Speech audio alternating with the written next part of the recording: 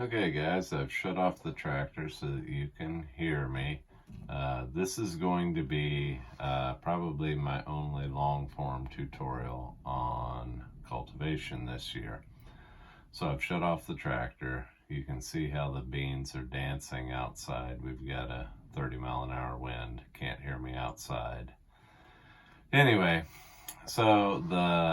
I was watching a video from another organic farmer on YouTube, and he was talking about his finger weeders and how he was holding an 8-inch row gap, and how he thought that was the bomb, and that older Danish tine technology like I use was obsolete. And so I've talked about this a little bit before, but I love the Massey Ferguson cultivators.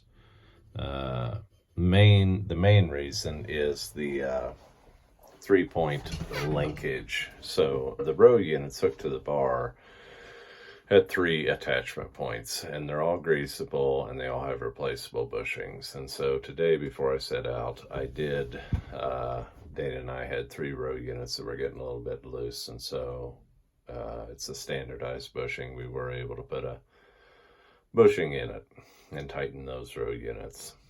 The Internationals and John Deere's, they didn't have replaceable bushings, and they didn't even have greasable, so when they're worn out, they're just junk. Anyway, back to cultivation. So we've got a bean field here. It is a new bean variety, K-State. I can't remember the number. I think it's maybe 4525. You can see from the stand that the seed was better than the seed I used in the other fields. We do have a tremendous stand.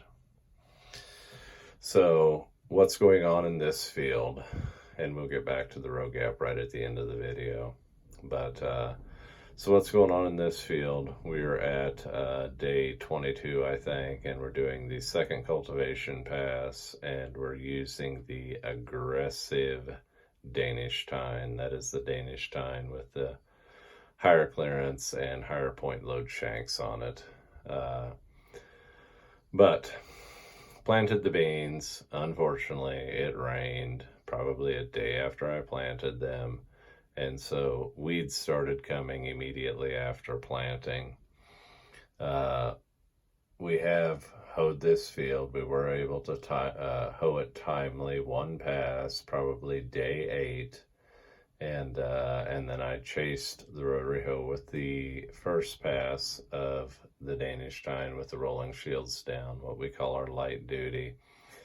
And we did a really good job cleaning these beans up. What we did, from my planting technique, that I plant, I push up ridges between the planter because I have aggressive openers. Well, with that rotary hoe pass and that first Danish tine pass, we've leveled the field. And now I'm doing, in that corn video I showed you this spring, I'm doing what I call the magic. And so over there, where I've already gone, let me put my glasses on here so I can make sure that I'm showing you what I'm trying to talk about. I can see it plain as day, but I'm not sure that you can see it on the video. Get my finger away. So there is where we're at, and the field is flat. And there is where I have been, and you can see that the field is ridging up, but now the ridges are reversed onto the soybeans. And I have aggressively pushed dirt into those beans. I have very aggressively pushed dirt into the beans. And so I am doing that with a 14-inch row gap and a Danish tine. And how I'm accomplishing that is varying my speed and my depth.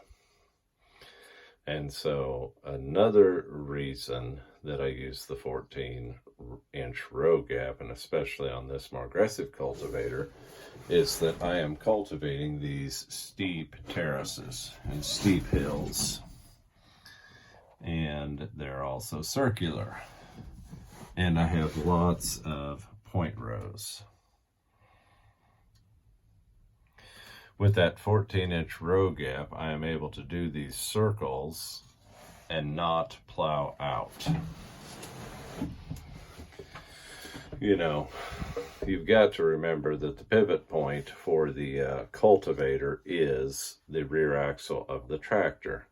And so depending how far the cultivator sits behind the tractor on a rear mount cultivator, you know, it's just like a lever. It swings and it pivots at that center point, which is the rear axle of the tractor. In this case, you know, on the Massey, my tractor seat is directly over my rear axle. And so by being at the center of the pivot point and watching my front end and knowing how far my back end is back, it's another reason I like the Massey cultivators. They are relatively extremely short coupled. And so they make that pivot point a lot shorter. And so you can turn a very, very tight circle and not plow out. Anyway, with a 14-inch row gap. Anyway, when I'm coming along with this pass, you know, counterintuitively, it is not the tooth, the little 4-inch sweep. On this cultivator, I don't have duck feet next to the row. I have the 4-inch sweep next to the row with a 14-inch gap.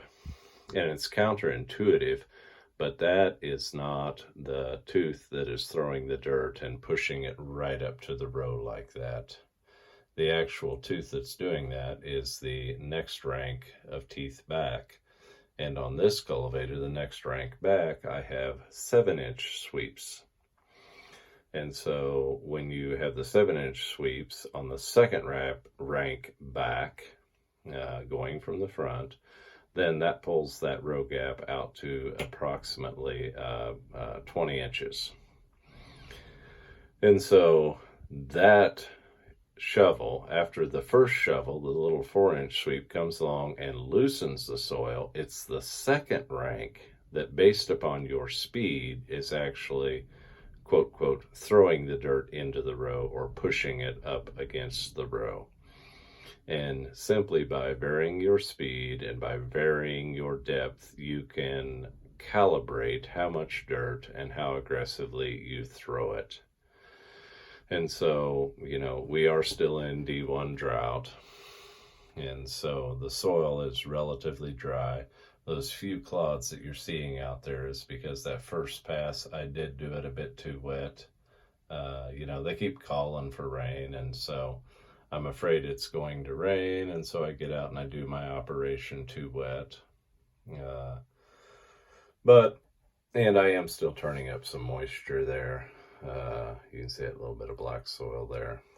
So anyway, the 14-inch row gap and the Danish tine cultivator, if used timely and knowing what you're doing, it will give you a jump on the weeds. You combine that with the ridges that I have at planting, and now those ridges are completely reversed. And so now there is a gully in between the rows. And so, make a long story short, at day 20, we have accomplished complete weed domination. And the only weeds that will survive out here are the couple that are in the row that survived the first rotary hoe pass. And so, in summation, Danish tine, 14-inch row gap on your first rank, and varying your speed and your depth is how you accomplish weed control that looks like this. Even in, you know, I think I said a little bit ago, but this field had a day and a half after planting before the rain. And luckily that rain was not a hard packing rain. So the risk that you run when you plant your crop down in, when your rows are really down in a furrow, the risk you run is that you get a hard packing rain and some of the ridges wash back down, and the bean that you planted, you know, 1.5 inches deep suddenly becomes 3 inches deep. Luckily, we did not have that on this field this year. I did have that on one other field, where the ridges washed down and the emergence was poor. But if you dodge that first bullet, then you're able to manage most of the other ones. And so, beautiful field of beans, and I'm going to continue cultivating here. Thanks, guys. Have a wonderful day.